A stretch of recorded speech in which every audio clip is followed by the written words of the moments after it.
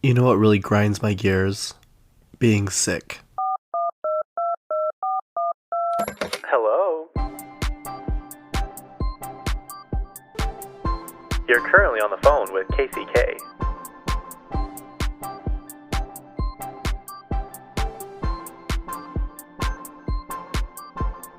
Yep, that's me.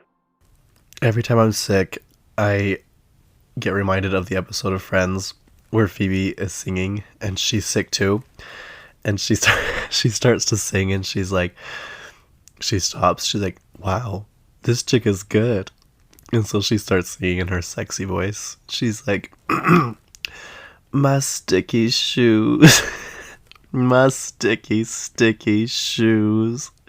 Why you stick on me, baby? That's what I feel like right now. But yeah, this is my voice at the current moment. And I've had a lot of people say, well, what are you going to do about the podcast? And I'm going to be like, no, I already said. I gotta pull through. I gotta pull through for my fans. They're counting on me to deliver them the most important news in pop culture at this current moment. But yes, I hate being sick. I hate it so bad. But I do like when my voice sounds like this. It's like when like girls in high school wear the wrist cast or like the knee brace to get attention. You know, like everyone's like, "Oh, you know, your voice sounds off." I'm like, "Yeah, I'm a little sick. I'm a little under the weather." But yeah, I being sick is the biggest waste of time ever, cuz like you're just not fully, up and going. Like I had to skip the gym a couple times last week and now I feel like I have wasted, valuable time where I could have been at the gym working on my body, working on my summer look. But no, I had to stay in bed. But back to me going to the gym. So I've been taking creatine for like 3 weeks now, 4 weeks now, consistently. And I have, I think I've already told you guys this. I have a trainer once a week, and then he gives me workouts to do through the app through like the rest of the week. And it's like I finally know what to do at the gym, and like when I see him every Thursday, he will show me like the techniques I'm supposed to be doing and how to do all the things, the workouts correctly, which I never knew how to do. I never knew what to do when I went to the gym, so I just end up running, which I love running, but that only gets you so far. Like you see real results when you start lifting weights and stuff.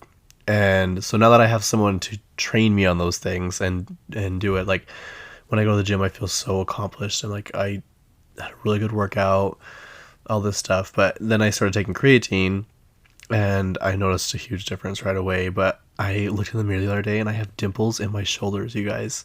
I've never had that. Like, I'm like, I didn't know my body could do this. So I'm just very, very excited to see where more dimples are going to show up in my body, because it's like showing definition and I'm pretty excited about it. So anyway, hopefully by Wednesday or Thursday, I am feeling better enough to go back to the gym because I want to lose a little more weight and gain some more muscle for Hawaii. But yeah, I am just, when I first, I think I've already told you guys this, but when I started my health journey, I knew it was going to be a long, slow process because I've always just tried to do quick, fixes, or like short bursts of workouts to try and lose tons of weight, and they just don't last, so it's not sustainable. And I knew I just wanted to do, it's like that book, I think I've already talked about this. I honestly, you guys don't remember most things I talk about, so if I repeat myself a lot, I am sorry. But there's that book Atomic Habits, which I've never really read fully, but it's like just getting 1% better each day, and then those like little 1% things add up in the long run, and you like change tons of habits and stuff. That's kind of how I wanted it to be with this, and it's working, so I am happy about it. And as far as being sick, I don't get nearly as sick as I used to back when I was, eating an entire pizza a day. and I literally did not take care of myself at all, I would get sick a lot and it would like linger.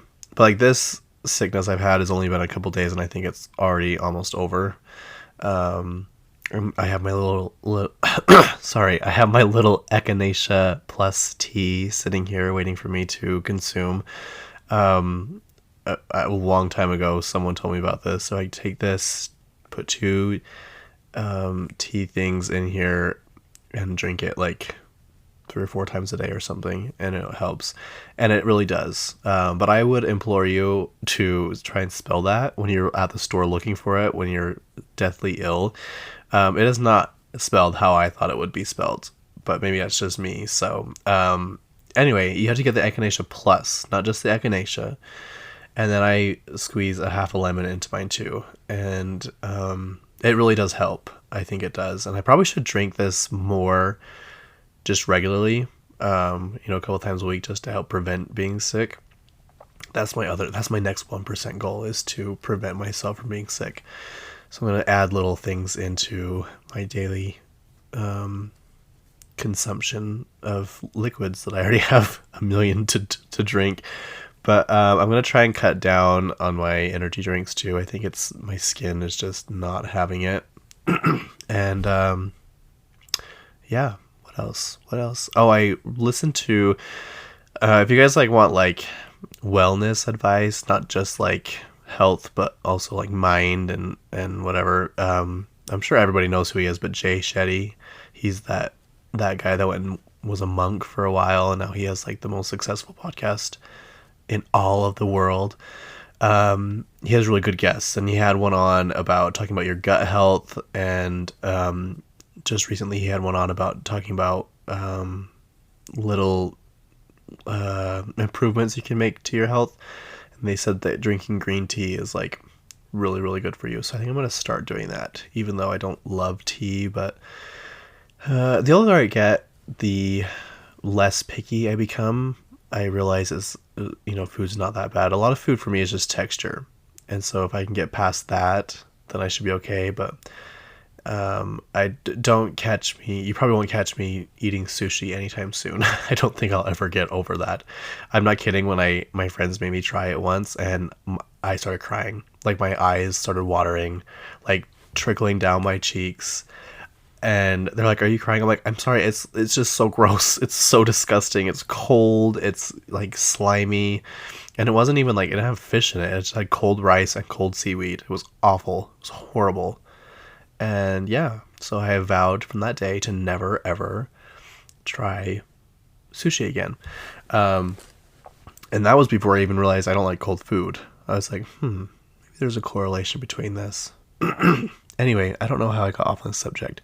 But I'm going to drink a little bit of my tea, and then we'll get started on this week's episode. This week is not like crazy like information, but I did see a few movies, and the Critics' Choice Awards were on last night.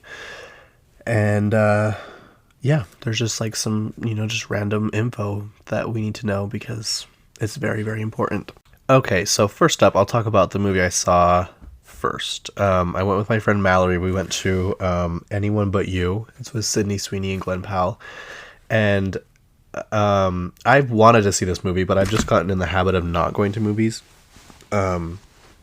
which is so weird because I love them, but I just had to pick and choose what I want to do because I just have limited time at this moment in my life. But I want to start going to movies again because that's like literally my happy place. I love going to theaters, especially now that they have the reclining seats. I just love it. You will never catch me missing the ads, the commercials before. Not like the stupid like local advertisements, but like the actual, movie trailers. Everyone's like, but the movie starts at like 3:30, so that means the ads will go for like 15 minutes. I'm like, yeah, we have to be seated so we can see the ads because that like how fun is that to see what's coming out next and get excited? And everyone's like, oh, okay. I just love going and seeing the commercials before. It's like one of my favorite things, except for I saw Mean Girls on Saturday, and I would just like to say, why are we previewing scary movies in non-scary movie settings? I don't want to see that. No one wants to see that. No one who doesn't like That makes sense. No one who doesn't like scary movies wants to see scary movie ads before a movie that's not a scary movie. Like, please don't do that. You have an audience and they probably know when scary movies are coming out, but what we're sitting there enjoying our, popcorn and stuff, and then this scary ad comes on. Please don't do that. I'm like, and then when they do like the sneak previews, it's not just an ad, it's like a clip from the movie. No, let's not do that anymore, because I don't know, I used to see scary movies in high school all the time. And I just realized like that is not like the adrenaline rush that I am looking for. I don't care to do that. My adrenaline rush is like roller coasters and skydiving and stuff like that. I don't want to, stress myself out over scary movies. Plus, they're always so dark. You can never see what's going on. It's like, I don't like that. It's like the more Harry Potter kept progressing, it's like the darker it got. It's like, why? What is with the darkness? Can we have some light, please?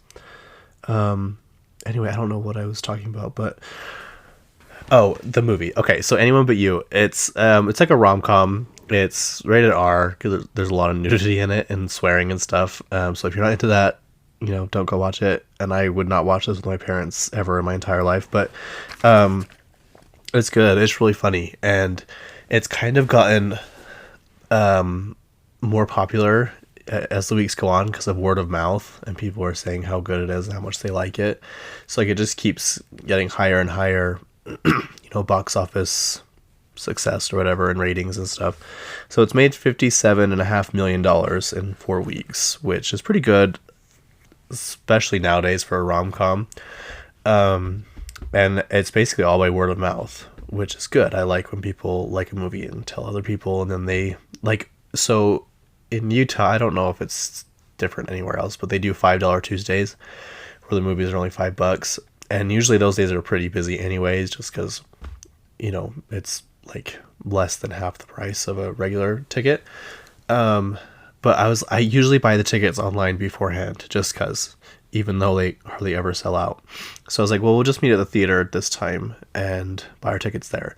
They were sold out at every showing they had at that theater, and every showing they had at every other theater, like within a 30-mile radius of us, was sold out.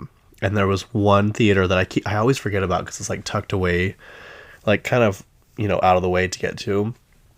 And they had 2 seats left. They were actually pretty good seats. So we just like sped over there really fast. Anyway, this movie's really good, and I didn't realize that Sydney Sweeney produced it too. She's an executive producer. This girl can do anything. She's one of those people that literally does everything. She taught herself to speak Russian in high school. She went to law school to be able to read contracts for her movies. Like she wanted, like when she went over the contract, she wanted to know what they were talking about. So she went, I don't know how far, or if she just took some classes or whatever, but she wanted to be able to read her own contracts. She can fix up and rebuild cars. Like she's partnered with eBay Motors to fix up old cars, and she goes to all these like car shows. I think she said she spoke like 3 or 4 languages. Like she can do anything. She literally, and then I don't know, and then she looks like that. This movie, I will say, trigger warning, flared up my body dysmorphia like crazy. Everyone in this movie was insanely good looking. Like perfect bodies, perfect skin, like just everything. And I'm like, wow, okay, this probably is not good for my mental state, but oh well. Like everyone looks so good in this movie. And there was a lot of like nude scenes and a lot of, just like barely there clothing. And it's like, wow, yeah, I don't look like this. I don't look like these people. But you know what? It is what it is. And they, spend probably a lot of time focusing on their body. So maybe that's where I'll spend my 1% more each day, is focusing on myself more. Okay, I saw that on Tuesday, and then I saw Mean Girls on Saturday. And they had this popcorn tin, and it was in the shape of a burn book. I'm like, oh, that is so cool. But they only had it at this one theater chain, the same theater I saw Anyone But You at. And so I'm like, okay, that's good. We'll go there, and then I can get my popcorn bucket. And we go in, and they're like, oh yeah, we're sold out of those. I'm like, what? It's been 1 day. How are you sold out already? Luckily, they still had the Mean Girls cup. It's like kind of like a Starbucks tumbler with like glitter on the inside, like in the in the middle, and then it had a bunch of like Mean Girls quotes on it. So I got that, which I was happy about. But I still want the Mean Girls popcorn bucket, and I want the Wonka hat popcorn bucket, but I cannot seem to get those. Yeah, so if you're not aware, this movie is a musical. It's not too musical-ish. So, like, if you hate musicals, this one's not unbearable. It's not like every other scene is a musical, like, whatever. But movie studios are not advertising movies as musicals anymore. They found that if the title has musical in it, people are less likely to see it. Which, I don't know, I get. There were some parts in the movie I'm like, does this really need to be a musical scene? Like, have some songs, but not every, like this. Like I said, this one didn't have a lot, but there are some musicals that it's like, okay, this one has a music song right now, like really. But yeah, it's good. It does. It's like the same storyline, but they did cut out some things and add different things. And this one felt like it kind of sped through the old movie, and they got rid of like a lot of, I guess you could say, politically incorrect things. Like, instead of saying, they got rid of the iconic phone call scene where they're all doing that 3-way phone call, and she's like, I can't go. I'm sick. And she's like, boo, you whore. They don't do that, which is really unfortunate. And when she writes, do not trust her, she's a fugly slut, they say fugly cow instead. Just a lot more inclusivity, a lot more diversity throughout the movie. Yeah, it's good. But I will say, so the girl Renee Rapp, who plays Regina George, she needs to enunciate more. And this is coming from somebody who is a chronic mumbler. And believe me, I'm actively working on it. This is also another 1% thing for me. Because it's gotten to the point, like, I used to do it a lot in high school. And my mom would always be like, I can't hear what you're saying. And I'm like, in my mind, I am speaking so clearly. But apparently, I'm not. And I've accepted that now. And so, as Willy Wonka would say in Charlie and the Chocolate Factory, mumbler, which I've watched that movie 3 times in the last, I don't know, week, and I fall asleep every time after 2 minutes, so it's gonna take me a long time to get through this movie. But you can't understand a lot of what she's singing. Like, she kind of slurs her words together, and that on top of the music in the background, like, you really can't understand what she's saying. And that's the same with Ariana Grande. She needs to enunciate, please. I understand what people are talking about now when they can't understand me. Like, Ariana, just, like, there's so many songs, I'm like, what are you even saying? I can't understand what you are talking about. So that's my one thing. Like, please just enunciate, especially when you're on a big, huge movie screen. Like, I feel like that's pretty important. But she's good. Renee Rapp's a good singer. She just had an album come out last year. And she's also, well, she's not anymore. She quit, because that's what happens when people get too famous for stuff. Like Olivia Rodrigo in High School Musical, the series. She quit because she's obviously a mega superstar now. But Renee Rapp quit the TV show Sex Lives of College Girls, which is hilarious. It is one of the funniest shows I've ever seen. And now that she's seeing success, she quit too, which is really annoying because I liked her character on there. But it's not going to be the same. The show is just going to slowly die, because that's what happens when main characters, decide to go a different direction. So it's just unfortunate. But in that show, Sex Lives of College Girls, Timothée Chalamet's sister is one of the main characters. And once you see it, you totally see it. Like, I'm like, oh my gosh, they look identical almost. Like, I can see the relationship now, like the relation to them. So anyway, that's a tangent I didn't know I was going on. But Yeah, I just would say enunciate more, please, Regina George. The mom they got to play for Regina George is Busy Phillips. She is probably, for my generation, most known for her role in White Chicks. She's the one that's in love with that guy. She's like, you guys give him a break. His aunt died 3 years ago. She's the one that's throwing up in the toilet, and they're trying to get information from her, and she's like, shh.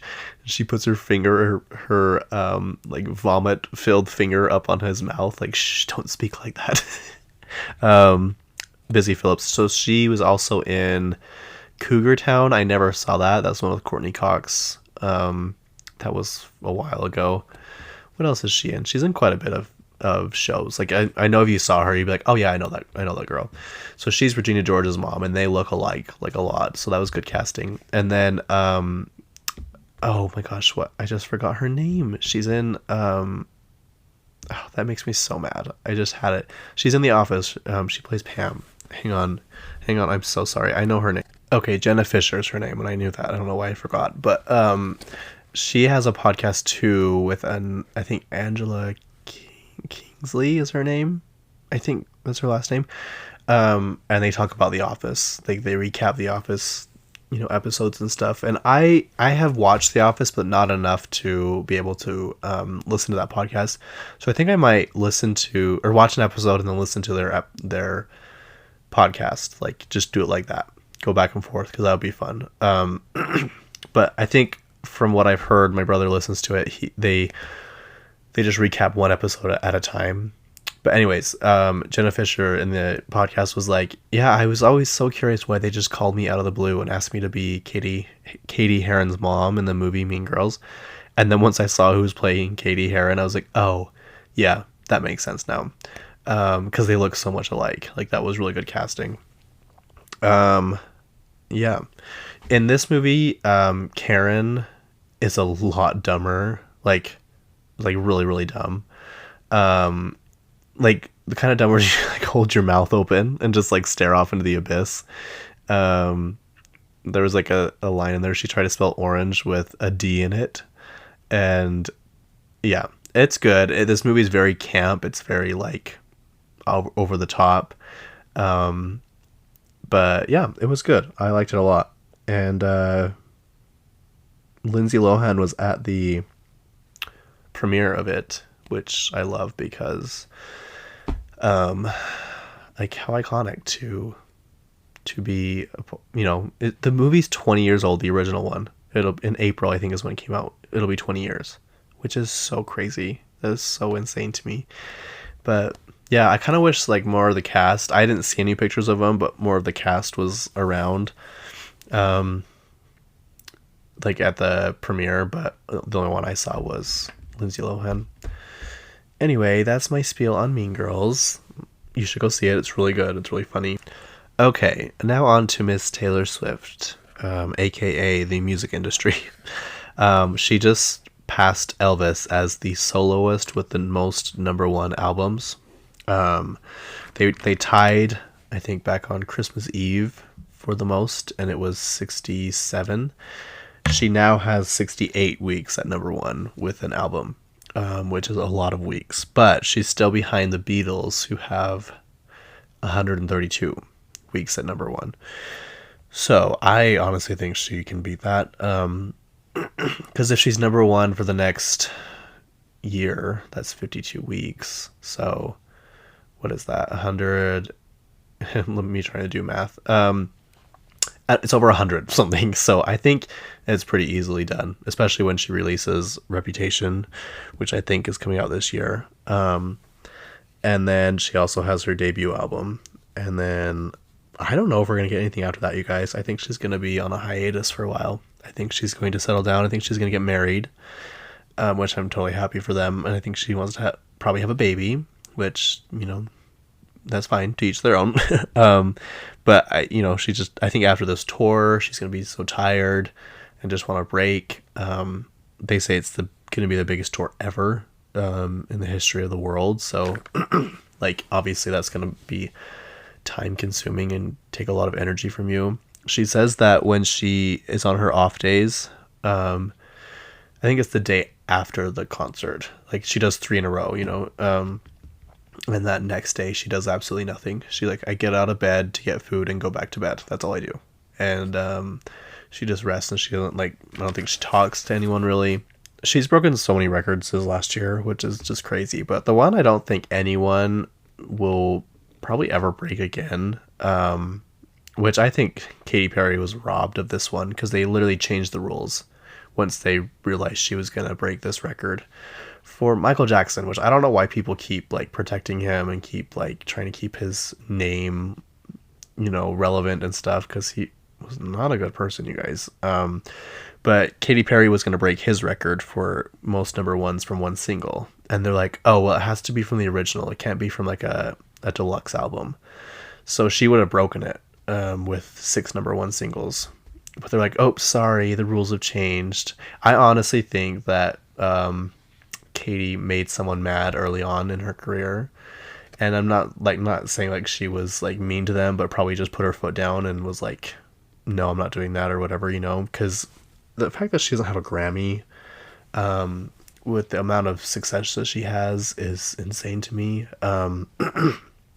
And just like the kind of like the blacklist from Hollywood, her record label literally does not do anything to help promote any of her new stuff.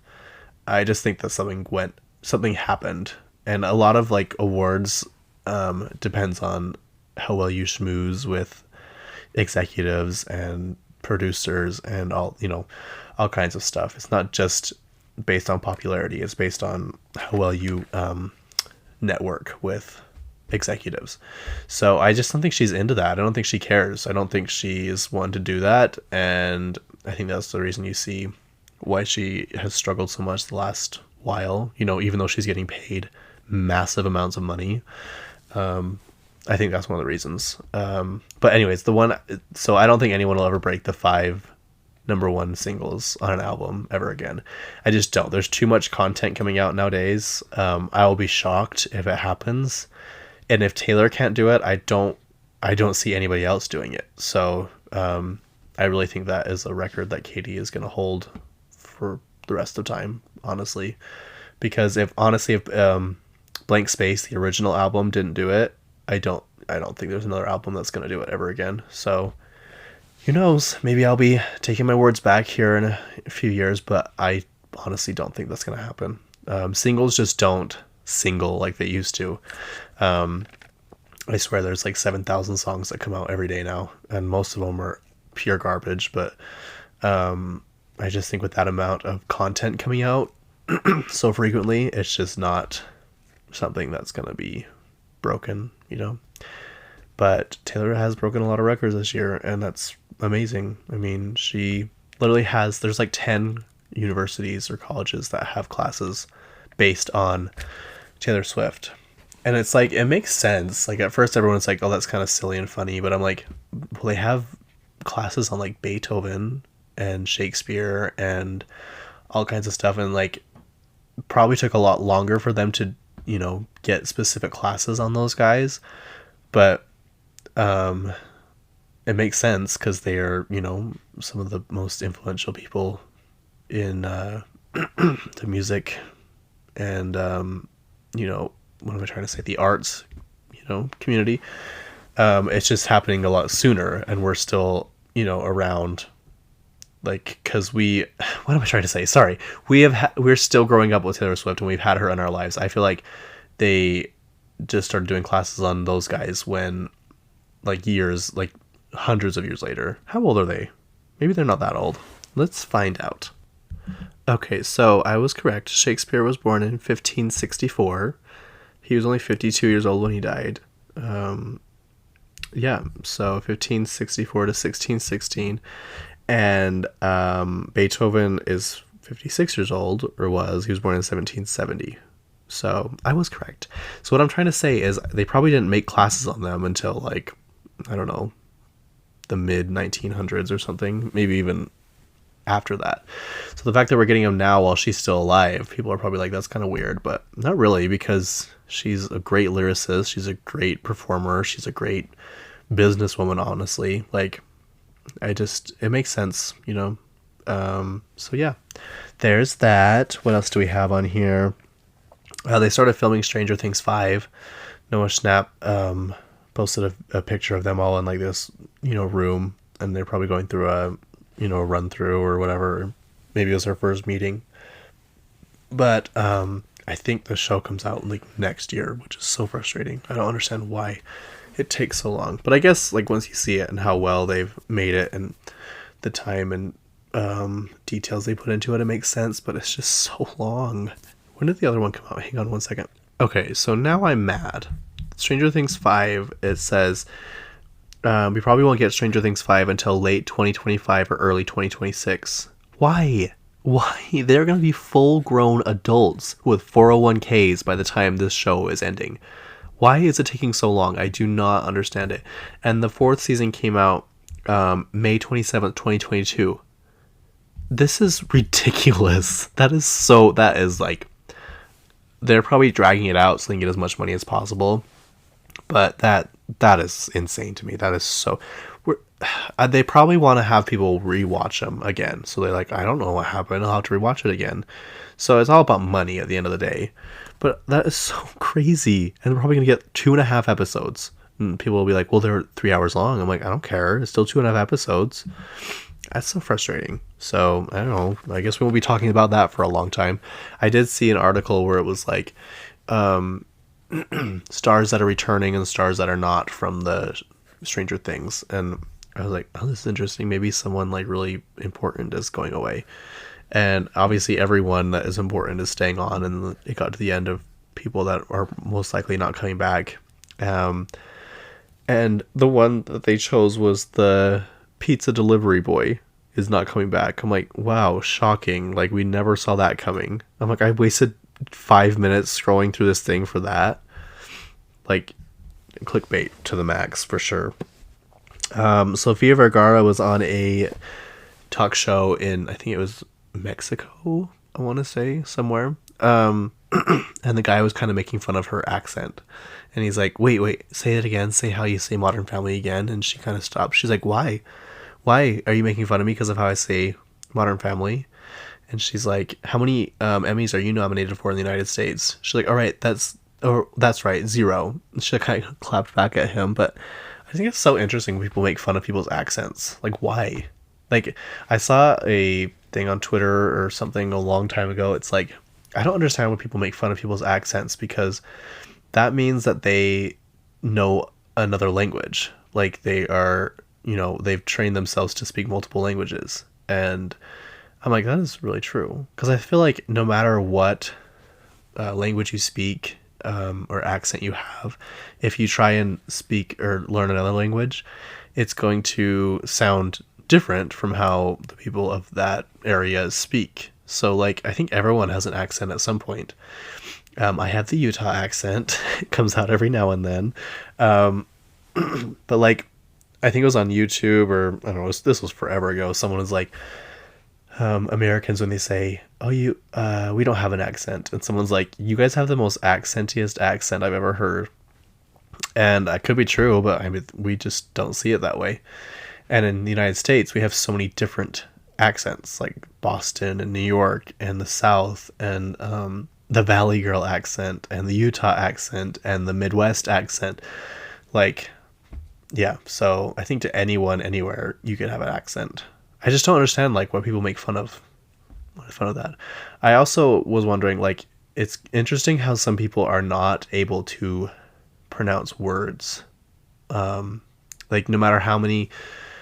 How am I trying to say this? I'm not trying to make fun of anybody, but, like, there are just some words that people cannot pronounce, no matter what, no matter how hard they try. Like, especially when you're trying to do it in a different language. And it's like, after how many years have you been, like, studying this or speaking this language, and you still have a hard time saying that? It's just interesting how we can't break our minds of that, the way words are spelled or spoken. Does that make any sense? I don't know if that makes sense, but to me it does. It's just interesting how some people in other countries and stuff with, really random spelling are able to say it that way, but when we try and say it, it doesn't come off the same way. I don't know if that's making any sense, but in my mind, everything makes sense. Okay, so next up, Benson Boone is a singer. The they say he tried out for American Idol and left for some reason. I don't know why, because he's insanely talented. He's one of those people that can do anything. Like, he can, like, practice anything for probably, like, 20 minutes and be good at it. And it's just so frustrating when you meet people like that. Like, there's a whole family in a town that I grew up in that's like that. They're just good at everything. And I'm like, how are you all good at everything? Like, that is just so unfair. But yeah, he plays the piano really well. He has a really good voice. He's good at writing. His songs are catchy. So I think in the next, year or two, he's really going to kind of blow up. But he's really famous on TikTok. His song comes out this Friday, so the 19th. But it actually got leaked, which doesn't surprise me because he has been promoting this song like crazy for the last month. And it's like, okay, we get it. You have a song coming out. It sounds pretty good, but we're going to be sick of it by the time it comes out. And someone hacked into his phone and leaked the song, which sucks. But he was here in Utah filming the music video a couple weeks ago. So yeah, there's that. Stay tuned for that. The song is called Beautiful Things. So yeah, speaking of people leaking songs, the guy that leaked all of Ariana's songs, or a lot of them, like a couple months ago, got arrested. She actually followed through with what she said, and she found him and had him arrested, which I think that's good. You don't hear of that happening a lot. Like, it's just like once the song is leaked or the album, like, no one really pursues any sort of legal action because what's the point? It's already been ruined. But she did. She was kind of sick of it, so she did. Also, the stalker, which is so crazy it took this long for them to arrest him. The stalker that broke into her house over 100 times was finally arrested. 100 times. And one of the times he brought in a knife, and another time he cut all of, like, the telephone wires, the power, and everything. And I'm like, why did it take 100 times? Also, whatever security you have, they suck. You need to get rid of them. Call Kris Jenner or have her get you security, because that is the word. How? 100 times? At that point, he lives there. Like, I don't understand that. That is so crazy. And she might probably not have been there because she was filming Wicked, but yeah. Her new song is okay. She's very, very, very hit or miss for me. Like, she either has really good songs in my mind, like really catchy, or other ones I do not vibe with at all. This one's kind of in the middle. I think the more I hear it, the more I like it, but it's nothing like No Tears Left to Cry or Seven Rings or Thank You Next. It's nothing like that.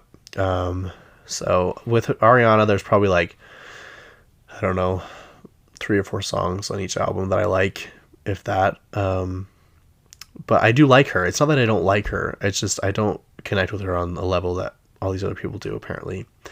And this song basically is clapping back at all the haters, talking about her new relationship with Ethan Slater, aka SpongeBob from Broadway, who looks just like her brother, which is really interesting.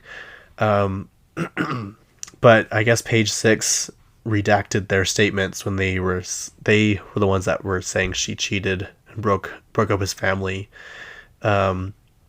They came out and said, yeah, there actually was no actual evidence for that, and we have to take back what we said. So apparently she wasn't a homewrecker, is what it's sounding like, but the lines were just very close, so it kind of looked like it. I don't know. It'd be hard to say, like, what would you guys do? What are the odds that a celebrity, especially a celebrity of that caliber, falls in love with you? What would you do? Would you not pursue that? I don't know what I'd do, honestly. I can't say I wouldn't be intrigued by it. But what are the odds? What are the actual odds that an A-list celebrity is into you and is in love with you and wants to be with you? I think I'd go with it. I think I'd, sorry to my family, sorry to my, non-existent children, but I don't know. I'd probably do it. So I don't blame them. But I guess at that point they were already separated or something. So this song is kind of clapping back at all that. And the song is called Yes and supposedly her new album is called Eternal Sunshine. I don't know how people figured that out. I didn't really dive deep into that, but anyway, yeah, so there's that. The Critics' Choice Awards were yesterday, and I don't have satellite television anymore because I'm poor.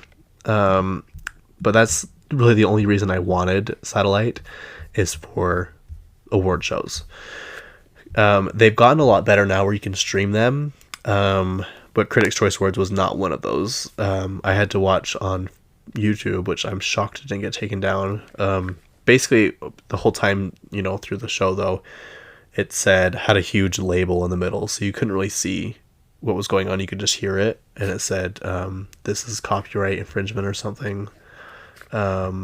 Anyway, so I couldn't see a lot of the stuff, but I could hear some of the winners. And I really only wanted to watch it because of Chelsea Handler. She is truly one of my idols. I love her so much. She's so hilarious. I've been a fan of her since I was in like 7th grade, so just a few years ago. And I just love her so much. And so her ex-boyfriend is the one that hosted the Golden Globes last week and was just kind of torn to shreds because he didn't really do a very good job, and his jokes didn't land well, and no one was really laughing. It was kind of one of those moments you're like, oh my gosh, I'm getting such secondhand embarrassment. But she kind of made fun of him because he would be like, when the jokes wouldn't land and people wouldn't laugh, he'd be like, sorry, my writers wrote that. That's why it's not funny. And in this one, she'd make jokes and people would laugh. She's like, thank you for laughing at that. My writers made that joke. It's like she'd basically do the opposite. And she actually, so they had like the main categories on TV, and then they do like, before commercial break, they do like five different categories of people that have won that they just didn't have time to put in the actual show. And so they'd be like, best this went to this person, best this went to this person, just to make it go faster. And I guess Greta Gerwig and Margot Robbie won is best something for Barbie. But they didn't let them make a speech. And Chelsea Handler's like, I'm just going to go off the rails here for a minute. And I want Greta Gerwig and Margot Robbie to come up here and make their acceptance speech because it's well deserved. So she literally took out part of her set and let them come up and talk. I'm like, yes, I love that so much because Barbie, it's winning stuff for sure, but I think it needs a lot more airtime. What am I trying to say? A lot more accolades than it's getting. So I'll just go over some of the things that people have won last night. I have a hard time with critics. I think critics can absolutely destroy a good movie or a good anything, honestly. So I don't really pay attention to what the critics say. Because it's kind of like on social media, you can get like 100 positive reviews and then one bad one, and that's all you can focus on is the bad one. That's just kind of how it is with critics on movies and stuff, and then it can totally tank a movie. It's really not that bad. And it's like, I'm not going to a movie to watch for the same reason a critic is going. Have you ever read the critics, like their version of like movie reviews? It like literally makes no sense. Let me read you one of them. I saw one yesterday. I'm just like, I am not going to the movie to look for what you're looking for. Okay, this one was about Wonka. It got a 30 score. I don't know how they measure that, but that's low. Young audiences may well be enchanted, but I'm sad to report I found the whole confection sickly sweet and hopelessly twee. I'm sorry, what does that even mean? I don't understand what you're trying to go for. Just say you didn't love the movie and move on. Like, I don't understand. This one was about the new Mean Girls movie. This was from the Hollywood Reporter. All the effervescence and fun have been drained out of the material in this labored reincarnation, a movie musical made by people who appear to have zero understanding of movie musical vernacular. I'm like, Kate, I think you're taking this a little too seriously as a movie. Like, I get if it's totally dumb and boring, like, it makes sense, but I don't know. I don't understand the point of that. Yeah, there's one. This one's for the Ghostbusters with the all-female cast, which I thought was hilarious, but critics did not.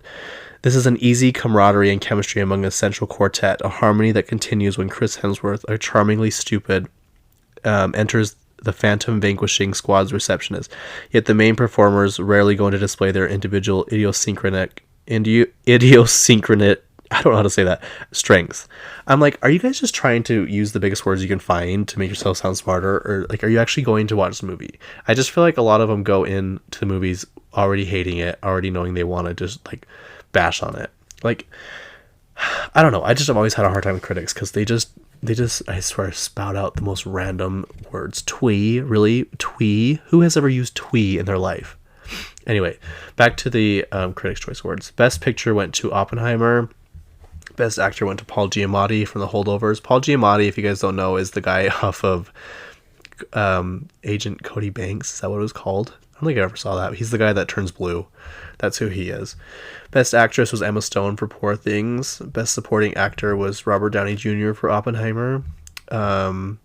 Best Supporting Actress was Davine Joy Randolph from The Holdovers, which I think she is... Yeah, she's the detective on Only Murders in the Building. And this movie, I guess, must be pretty good because it's winning a lot of awards. I thought when I first saw the commercial, it was going to be one of those, like, cheap, cheesy, like, underdog movies that just didn't have a lot of funding. Just kind of be one of those movies. But apparently it is pretty good. So I should see it, I guess. Best Young Actor or Actress is Dominic Sessa from The Holdovers. See again, it's winning something. Best Acting Ensemble was Oppenheimer. Best Director was Christopher Nolan for Oppenheimer. Best Adapted Screenplay was Cord Jefferson, American Fiction. I don't know what that is. Best Original Screenplay, Greta Gerwig and Noah Baumbach for Barbie. I'm glad that won. Let's see. Best Production Design... Was Barbie not even nominated? How was Barbie not nominated for Best Production Design? Oh no, they actually won. Sorry, it's right here. Sarah Greenwood and Katie Spencer for Barbie. I was going to say that, if that didn't win, that is literally insane. There was a pink paint shortage because of how much pink paint they used on that set. And they literally built everything to scale. It was totally built from scratch. Okay, sorry, I got a little upset there, but... I'm glad that won because if that didn't win, that would be insane. Let's see. Best Costume Design was Jacqueline Duran from Barbie. Yep, I'm glad that won too because it was iconic. Best Hair and Makeup was Barbie. Best Visual Effects was Oppenheimer. Best Comedy was Barbie. I'm glad that won. Best Animated Film was Spider-Man Across the Spider-Verse. I have not seen those and I've heard they're really good. Let's see. Best Song, I'm Just Ken. Are you kidding? Are you actually kidding me? That makes me super angry. Okay. You can tell a bunch of men just voted for that song. That song is fun. Don't get me wrong, it's fun, but award-winning worthy? I don't think so. Especially when it was up for What Was I Made For? Are you kidding me? Or Dance the Night? Or Peaches. Seriously, Peaches was iconic. I'm Just Ken was just silly and goofy. Not like Peaches wasn't, but that is upsetting to me. I wish I would not have seen that. Let's see. Best Drama Series for Television was Succession. Is Succession really that good, you guys? Sorry, I got really close to the microphone there. Is Succession really that good? Or are they just winning because it's over? It's like the last hurrah and they're just winning. I've just heard mixed reviews. I've heard people absolutely love it, and then I've heard the last season was kind of It was kind of like they're just trying to get it over with. So, because Succession won a lot. Best Actor is Kieran Culkin for Succession. Best Actress is Sarah Snook for Succession. I mean, they're up against Jennifer Aniston, Reese Witherspoon, The Last of Us, the Bella Ramsey girl. I never saw that, but people love that movie. I swear I heard about that show more than I did Succession.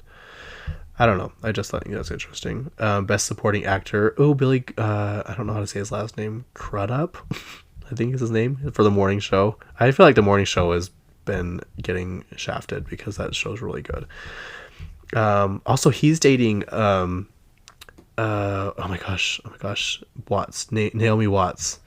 If you don't know who she is she's the mom off The Ring. That's where all my people would know her from.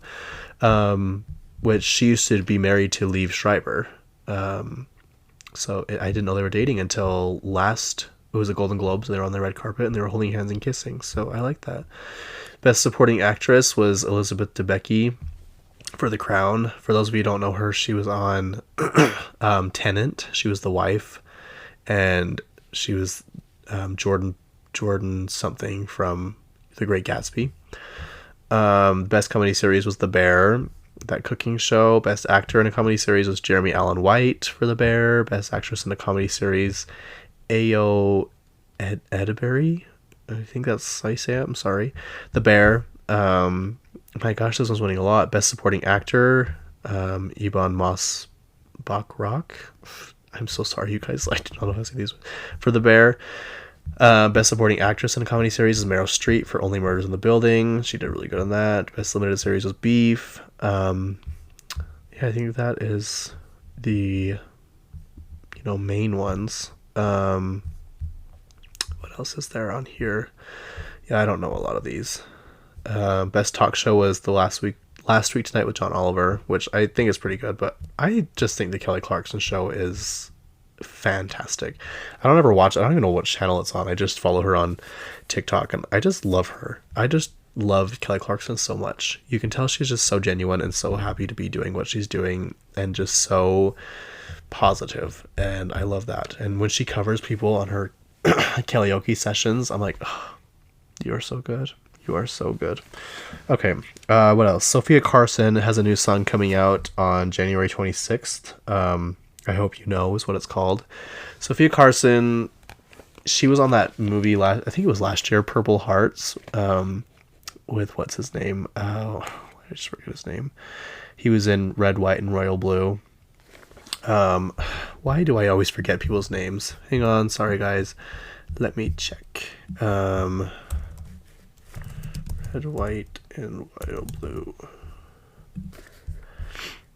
Nicholas Galitzine. He was also in, you know what movie I love, you guys, and people hate it, but I love it. It's the Cinderella, but the adaptation with Camila Cabello, and Nicholas Galitzine's in it, and Idina Menzel, Billy Porter. I just love it. I love it so much. I watch it quite often, to be honest. It's like quirky, it's random, it's weird. And like I watched it with my nieces a couple times, and then they came over again. She's like, "Can we watch that one with the singing mice?" I'm like, "What? What are you talking about?" She's like, "The one with the mice sing." I'm like, "Cinderella?" She's like, "Yeah." I'm like, "We've already watched that like so many times." She's like, "I don't care. It's good." Anyway, it's really good. It's on Amazon. You should watch it. Anyway, that's where I first heard or saw of him, was in Cinderella. But now he's kind of blowing up. So, back to Sofia Carson. She was in that movie. She's also in Descendants on Disney Channel. I never saw those, but people love them. She has like 20 million followers on Instagram, so she must be pretty popular. I think she has a good voice. Anyway, she has a whole new kind of era coming out, I guess you could say, and it starts with this one song. Let's see. I want to do my most anticipated albums and movies coming out this year. So we'll start with albums. Obviously Katy Perry has an album coming out, if you didn't know. I'm excited for that, and I really hope she has a good comeback. I hope she kind of gets back in the same creative booth with the people she made, like, Roar and Dark Horse and Teenage Dream and all those songs. We just need that again. We really, really do. And I hope it is coming back around. I'm anxious to see what she does. I'm hoping she goes on a world tour, because she says she wants to. I just need to, in my life, hear The One That Got Away performed live, because I honestly listen to that song 2 or 3 times a day. I'm not even joking. It's just truly the best song ever. Ariana Grande with Eternal Sunshine. We just talked about that. Dua Lipa. A lot of these don't have release dates, album names, or anything, so these are kind of all just speculated, but I think all of them have at least said something about them having new music. Kesha has new stuff coming out. Billie Eilish, Lil Nas X, Reputation Taylor's version's coming out. Charlie XCX, Jennifer Lopez has one called This Is Me Now. Rihanna's supposed to have one coming out. For movies, I'm excited to see Dune 2, which was supposed to come out last year, but the strikes pushed it back. Deadpool, Furiosa, that's the Mad Max, movies. The Joker, obviously. Wicked with Ariana Grande. The Joker has Lady Gaga. Madam Web has Dakota Johnson and Sydney Sweeney. Inside Out 2. I saw a commercial for that the other day. That's got Maya Hawke in it. She is on I can't remember her name in Stranger Things because they don't come out frequent enough for me to remember their names. She's the one that works at the ice cream shop with, I can't remember his name either, the other guy. She's in Inside Out too. She plays Anxiety. A Quiet Place, day one. I didn't realize that was coming out. And Project Artemis, I just saw this. It's got Scarlett Johansson and Channing Tatum, which I like both of them. So anyway, sorry guys, I am like running out of breath and I need to go take some medicine and get on the road. I was going to talk about the Real Housewives reunion, but I think I'll wait until next week so I can rewatch this one, and then there's one coming out this week too. But it's crazy. It needs like a whole section on its own. But thank you for listening. My voice did not sound as bad as it did yesterday. But I am still a little sick. I'm super annoyed, but I think I'm getting better. But I think me talking this fast and this much is not good on my throat. But anyways, I love you. I hope you all have the best week. Stay warm. It's finally starting to feel like winter. And yeah, I don't know what else to say, but thank you so much. Bye. Thank you for listening. Please don't forget to subscribe. I don't even know if that's a thing on here, but listen and share and tell all your friends, and follow me on Instagram at Kacey_K. And yeah, just tell everyone you know about this podcast because I need money. Thanks. Bye.